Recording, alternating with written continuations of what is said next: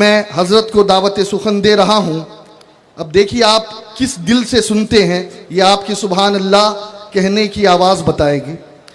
جو ثناخوان شاہ رسولان ہیں، جو ثناخوان شاہ رسولان ہیں، جو کہ دربار حساں کے دربان ہیں، جو کہ دربار حساں کے دربان ہیں، اور نعت پڑھنا ہی ہاں جن کی پہچان ہے، نعت پڑھنا ہی ہاں جن کی پہچان ہے.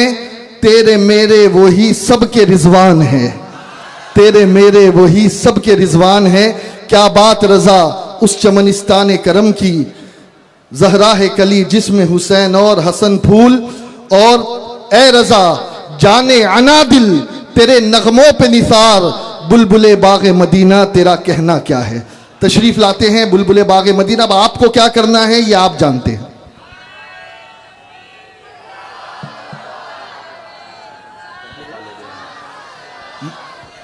مالیگاؤں سے کامران بھائی تشریف لائے ہوئے ہیں. کوئی ایمرجنسی ہے اسی لیے کامران جس شخص کا نام ہے وہ پی آر او پر پہنچے، بہت ایمرجنسی ہے. مالیگاؤں سے کامران بھائی. السلام علیکم ورحمۃ اللہ وبرکاتہ. الحمدللہ رب العالمین، والصلاة والسلام علی سیدنا و سید الانبیاء والمرسلین وعلی آلہ واصحابہ اجمعین. اما بعد فاعوذ باللہ من الشیطان الرجیم. بسم اللہ الرحمن الرحیم. وفی انفسکم افلا تبصرون. صدق اللہ العظیم. Respected ulama kiram and my beloved Prophet sallallahu alaihi wasallam's beloved followers, today I take this opportunity to bring your kind attention towards my topic, role of Muslim scientists, role of Muslim scientists in modern science. Please pray after me. As-salatu was-salamu alayka ya Rasul Allah. As-salatu was-salamu alayka ya Habib Allah. As-salatu was-salamu alayka ya Nabi Allah. Wa ala alika wa ashabika ya Nur Allah. Sallallahu ta'ala alayka wa sallam. I'm really happy to see an ocean of people converging from all corners of country, not only this country but from outside, from abroad, representing their intellects with smiling faces and the urge to learn deen. Since last 27 years, Sunni Dawat Islami is catering to the needs of not one, two, but 4 and now the 5th generation. And one of the needs is education. When we campaign about education, it's not only the education of deen, it also includes the education of this dunya. The most compact dua which comes in Quran Pak, it goes like this: Rabbana atina fid dunya hasana wa fil akhirati hasana وَقِنَا عَذَابَ النَّارِ. O our Lord, beautify our dunya and beautify our akhirah. Make it perfect, make it better. We asking for the betterment in this dunya and we asking for the betterment in the hereafter. How do we achieve that? Is it possible without education? If you go back to the first verse which was revealed to our master, the king of Medina, Janabi Muhammadur Rasulullah sallallahu alaihi wa alihi wa sahbihi wa sallam, it says, Iqra. People say Iqra and start talking about Iqra, read, and talking about the importance of education, citing the example of this ayat karima. Yes, indeed, they are right. But this ayat has one more significance. This ayat does not stop here. It continues like, Iqra bismi rabbika alladhi khalaq. Read with the name of your Lord who created you. So if you only read and forget your Lord, you might go astray. But if you remember your Lord and then read, it takes you to the straight path. We are asking for straight path. We are making dua. We are praying namaz. We are offering namaz, salah every day. Ihdina siratal mustaqim. Every day we are asking for this in the bargah, in the court of Allah subhanahu wa ta'ala. Will Allah guide us towards the straight path. So what's that straight path? It comes with knowledge. But the knowledge which is associated with the knowledge of deen. Iqra bismi rabbika alladhi khalaq. Khalaqal insana min alaq. Insan, the human being was created out of clay. And then the offsprings of Hazrat Adam alayhi salam, who was the first human being to be created by Allah subhanahu wa ta'ala with clay. Then the silsila, the propagation went on. The reproduction went on. And how did it go on? With a drop of water. With a drop of water. Don't you think that this ayat invites our attention towards science?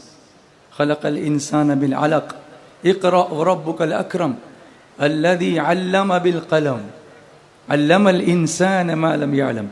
I'm not going to do into the tafsil or tafsir of this ayat, but some pointers. علم بالقلم. It gives mention of qalam, pen. It says read. It says qalam, read and write. Read and write. Both is mentioned in this very first verse which was revealed to our beloved Master Rasulullah sallallahu alaihi wasallam. But today, when we talk about science, when we talk about scientific discoveries, when we talk about scientific inventions, we don't seem impressed by our own brothers who have done the initial discoveries and inventions which are unnoticed by our own generations, which are totally ignored. We feel that is the gift from the Europe, from America. Yes, indeed, a lot of research is going on in Europe and America today. But who has provided the base of that? Who has given the platform? Who has given the wisdom? Do you know that? I'm going to tell you about those people who are the pioneers of science, who are the pioneers of chemistry, who are the pioneer of modern physics, who are the pioneers of biochemistry, who are the pioneers of modern medicine, who are the pioneers of surgical instruments, who are the pioneer who gave the idea that man can fly into the sky. Yes, we remember the Wright brothers. You are right that we remember the Wright brothers. But you are wrong that you don't remember the first person who gave this concept that we can fly. Yes. For that, and for this to happen, we must read. Quran says read, iqra. Read. We read Quran. And when we read Quran, Quran gives you many insights. Because one of the verses of Quran says, وَنَزَّلْنَا عَلَيْكَ الْكِتَابِ تِبْيَانًا لِكُلِّ شَيْءٍ. And we have revealed to you this book, which mentions everything, which explains clearly everything. Now what everything is explained? Yes, literally, if you look into Quran and do some research into Quran, sadly and unfortunately, this generation is a copy-paste generation, with a few exceptions.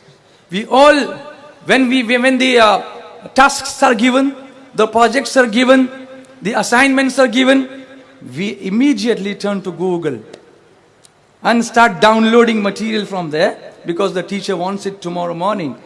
It is decorated very beautifully by the parents, not necessarily by the student himself. The mom sits down, the father sits down, the whole family sits down, brothers sit down, and what they do? They don't do any kind of research. They look for the compilation of already existing material, decorated in their own ways and presented as their own project. Is it the project like that? No.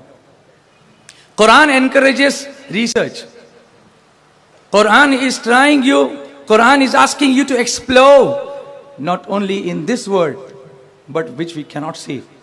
One of the verses of Quran from the very famous Surah Rahman. Are you listening to me? Are you listening to me? Are you understanding? How many of you are understanding me? Raise your hands, please. And I'm really glad to know and see that these many people are understanding. And you are the people of wisdom. You are the people of understanding. And Quran is approaching you. Quran is trying to inspire you. Quran says, Ya ma'ashar al-jinni wal-ins, in istata'tum an tanfudu min aqtari samawati wal-ardi fanfudu, la tanfuduna illa bisultan, fabi ayyi ala'i rabbikuma tukaddiban.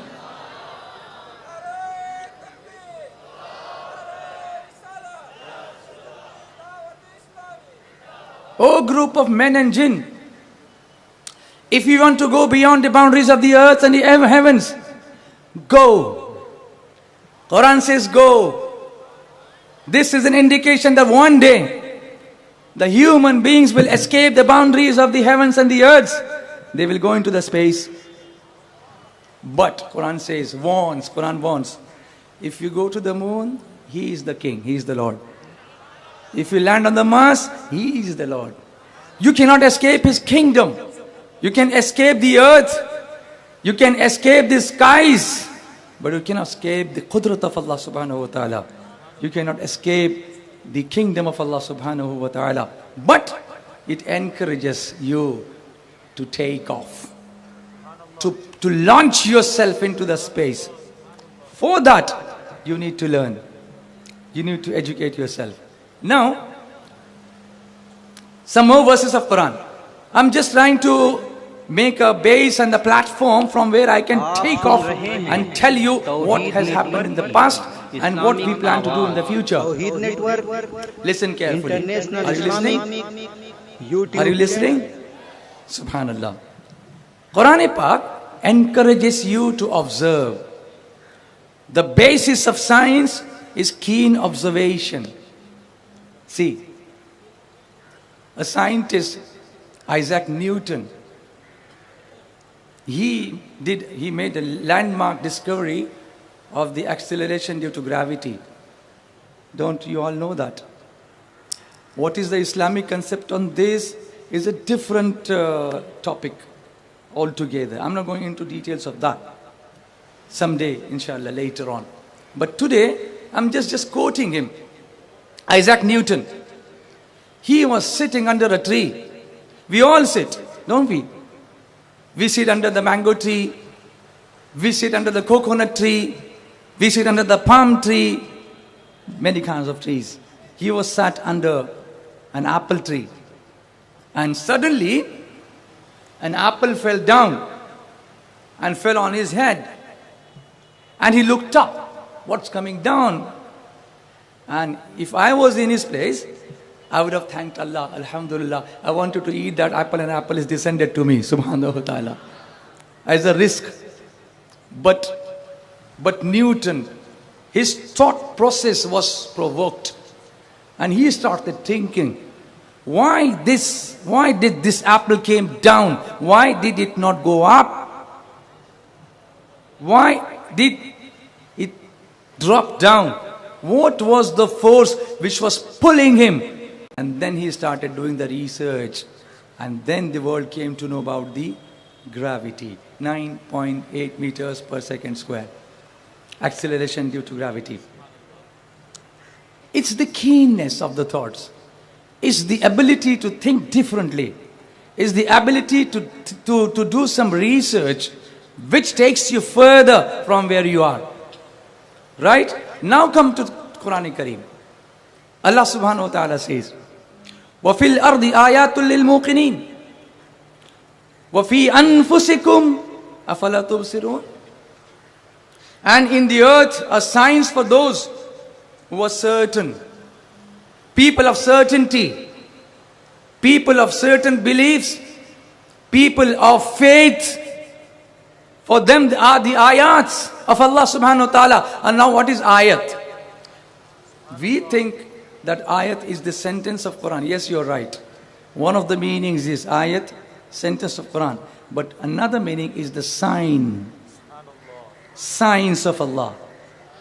Indicators from Allah. The signs of Allah. All these things scattered around. Trees planted here. Stars uploaded there. Sun rising from the east and setting in the west. Right? The stars glowing at night and disappearing during day. The clouds bursting into water and flooding everywhere at a particular time. Why do you not think, who has given them the date of 7th June that the clouds come to Mumbai on this particular date and bring monsoon? Who has given them the date? 7th of June.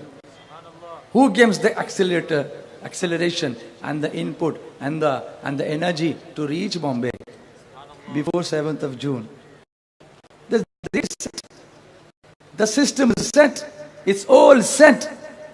So Quran says, look at the signs of Allah.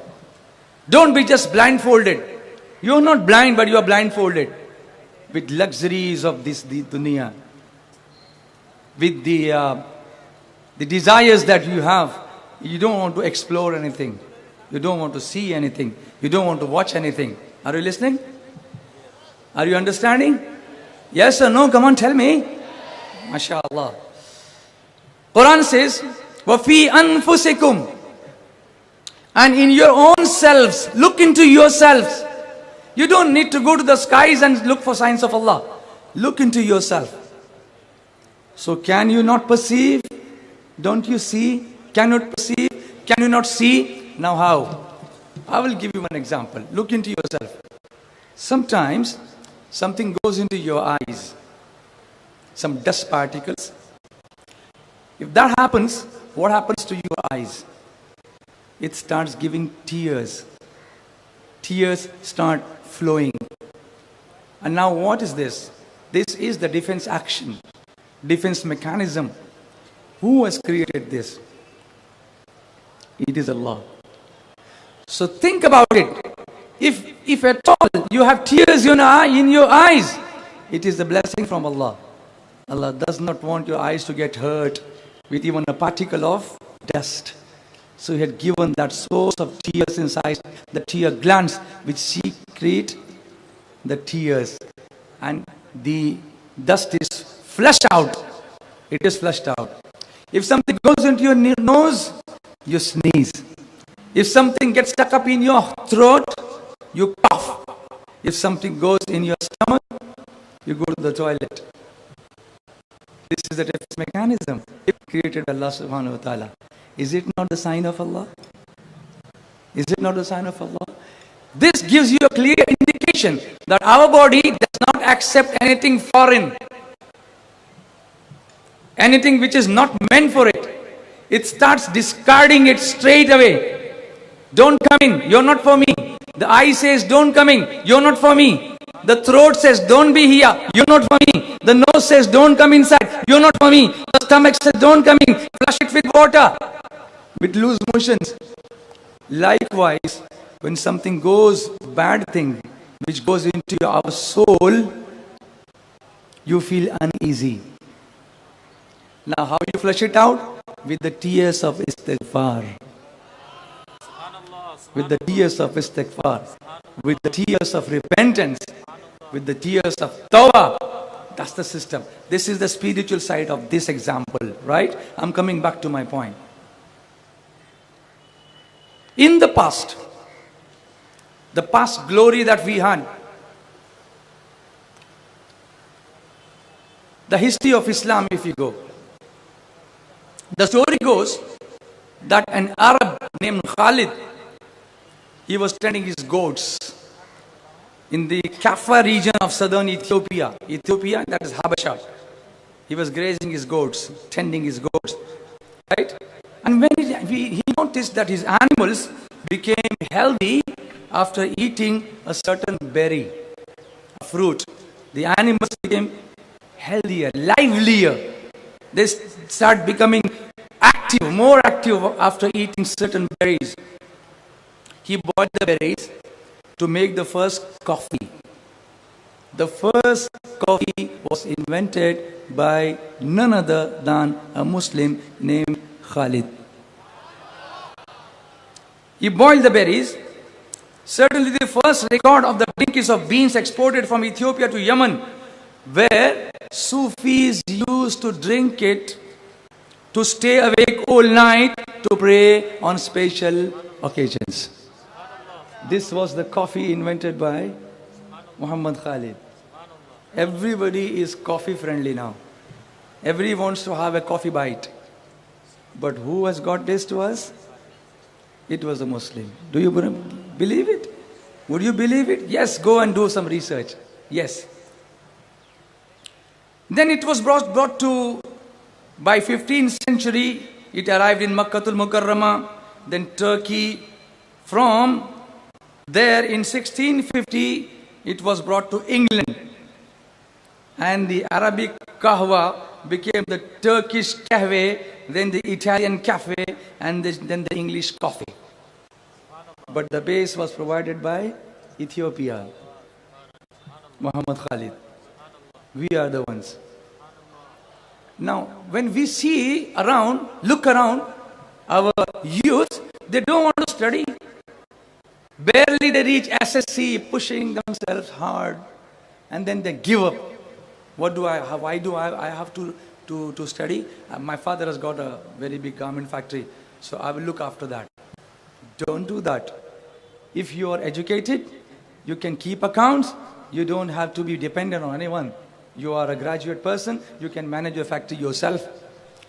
Even if you don't manage it, you can monitor the manager, because you know what is credit and what is debit.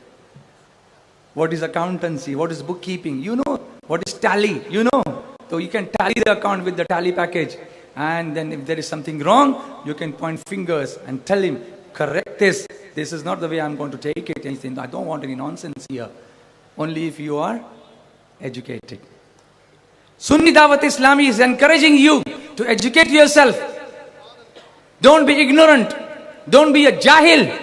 Read, write, educate yourself. Be graduates, be doctors, be engineers. But that is not the only field, becoming doctors and engineers. There are plenty of things going on, which you can make a career of. Yes, we do guide you in this field as well, career guidance. Yes, you can approach me, you can approach my other friends. Come to the next thing. I was talking about the eyes getting hurt with the smallest particle of dust. We get irritated. We want to flush it out with the tear glands. Now, in ancient Greeks, they thought our eyes emitted rays like a laser, which enables us to see. This was the concept before Islam reversed it. People used to think that eyes, they emit rays. Right? The first person to realize that lights enter the eye. It's not this way, it is the other way around. The eyes don't emit any rays, but the rays enter the eyes. Are you understanding? I am a science teacher. I'm sorry I don't have a blackboard or a whiteboard or a projector to show you how it actually happens. Come to my class, I will show you. Come to Hashmi High School, I will show you. Come to Hira School, I will show you. Come to Al Barakat, I will show you. Come to Sufa, I will show you. Inshallah. Yes, I can give you practical examples and tell you how it happens exactly. The first person to realize that light enters the eyes rather than leaving it was the 10th century Muslim mathematician, astronomer and physicist Ibn al-Haytham. He was the first mathematician. He was the first physicist who told the world that light enters the eyes. Eyes don't emit the light rays. He invented the first pinhole camera. A Muslim. He invented the first pinhole camera after noticing the way light came through a hole in window shutters. This is observation. Quran says, Afala tubsirun, Afala taqilun, Afala yatafakkarun. Why don't you think? Why don't you observe? Why don't you ponder? Why don't you read? Why don't you understand? Why don't you propagate ilm? This is what Quran encourages us to do. And we have shut down our computers. We are using them only for playing games. Only for playing games. Don't play games with your future. Don't be ignorant. I'm trying to inspire you. Those who have given up, those who might have given up after failing in SSC in first attempt, don't give up. Try again. Try again. Try again. If there is darkness at night, there is bound to be light in the morning. Night doesn't stay forever. Don't get disheartened by one failure. Keep trying, keep trying, keep trying, and ultimately you will be the successful people, inshallah. Do you understand? Then you can say something. Do you understand? Then praise Allah. Loudly, please. This is not loud enough. MashaAllah.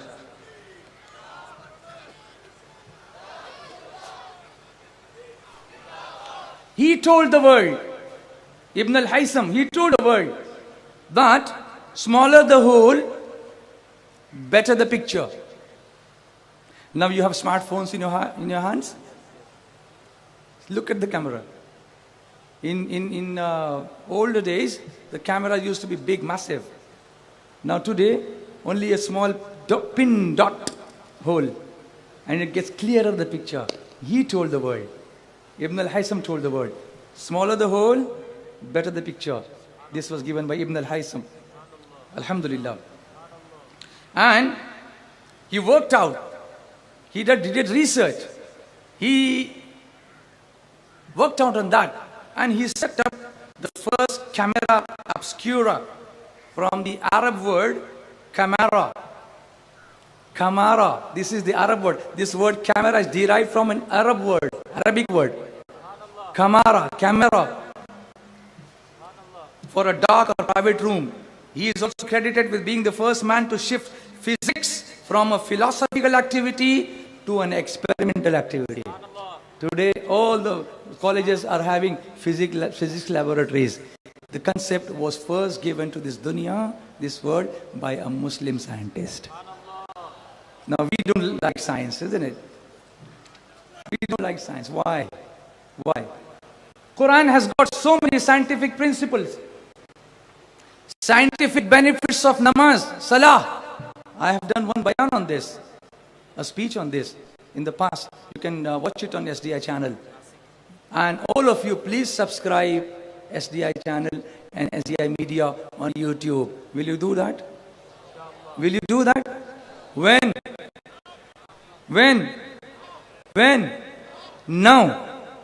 Now, before you get up, now you have to subscribe SDI channel and SDI media. Let's go ahead.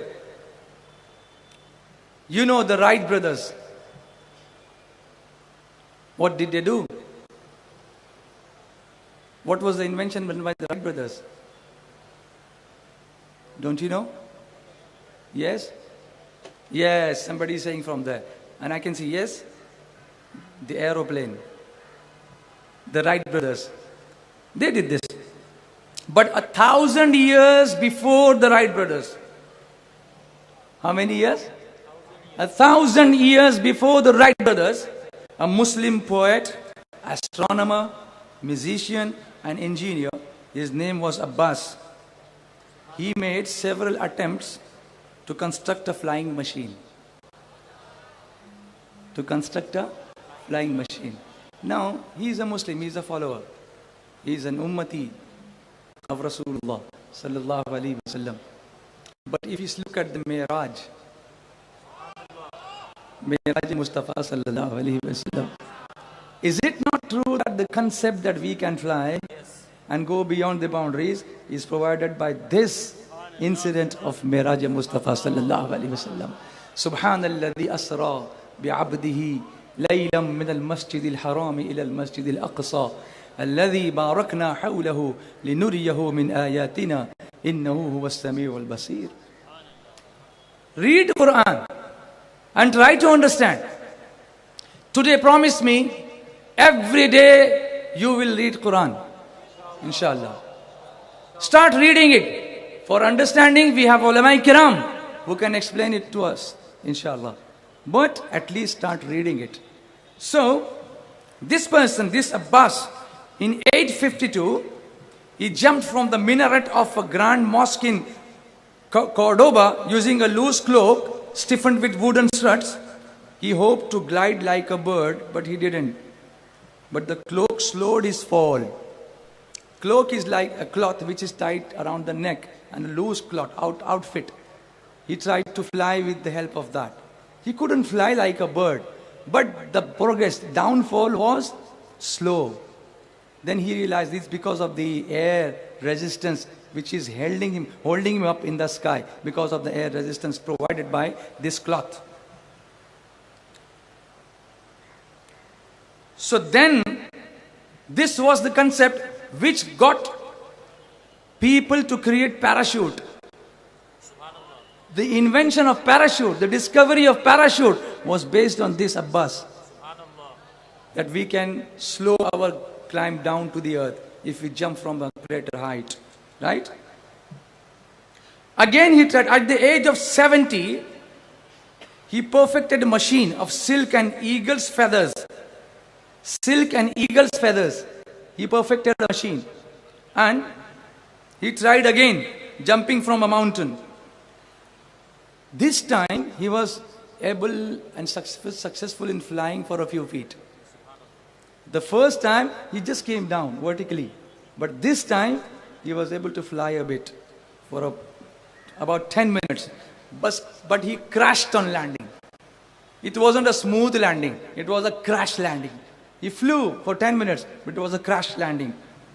Then, he started thinking about it. Why did I crash land? Then he thought, yes, because I don't have a tail. It's the tail of the birds which controls the landing. That's why today the aeroplanes have a tail. So this concept was given by this Muslim scientist. Bolo. Come on. Come on. Can we not do it? Yes, we can. Say. All of us, please. Let us say, yes, we can. So we will take education now. Don't give up. Educate yourself. Don't give up. Educate yourself.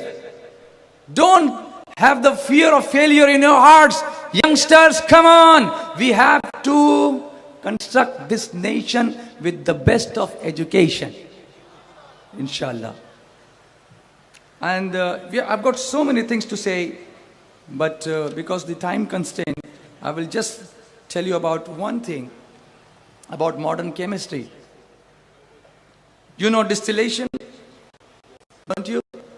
Separation of liquids based on the different boiling points. Yes, the children, the students are nodding like, yes, they know it, yes, they understand it. They are being taught in the classrooms. Yes, distillation. This was invented around the year 800 by Islam's foremost scientist, Jabir ibn Hayyan. This concept was given by a Muslim. Are you surprised? Are you amazed? Yes, yes. Don't be surprised. Yes. Ibn al-Hayyan, Jabir ibn Hayyan, who transformed alchemy into chemistry. He invented many of the basic processes and apparatus still in use today. Liquefaction, crystallization, distillation, purification, oxidization, evaporation, and filtration. He discovered sulfuric acid, nitric acid. He invented alembic still, giving the world intense rose water and other perfumes. And he emphasized systematic experimentation and was the founder of modern chemistry. Jabir ibn Hayyan, he was the founder of modern chemistry. And many modern surgical instruments of the same design as today. If you go to the operation theater and talk to the surgeons, different surgeons, they are using scalpels, right? Forceps, bone saws, fine scissors. All these instruments were invented in as much as 10th century by a Muslim surgeon called Al-Zahrawi. He invented that. Al-Zahrawi was the father of these inventions. Muslim doctors, one of them,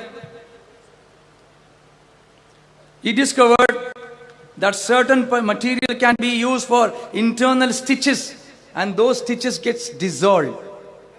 You know, today if the surgery is done and the stitches are put there, after a few days the stitches get dissolved. This is the gift from a Muslim scientist, which is a revolutionary thing. Before it was like they used to cut it, but now it dissolves. In 13th century, another Muslim, his name was Ibn Nafis, he described the circulation of the blood 300 years before William Harvey discovered it.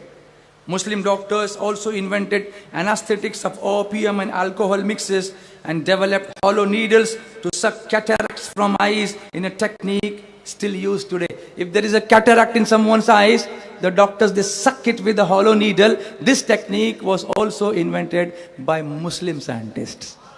Subhanallah. Subhanallah. Will you learn? Will you educate? I have a lot more to say, but I have to stop because the time for Azan Asr is already on.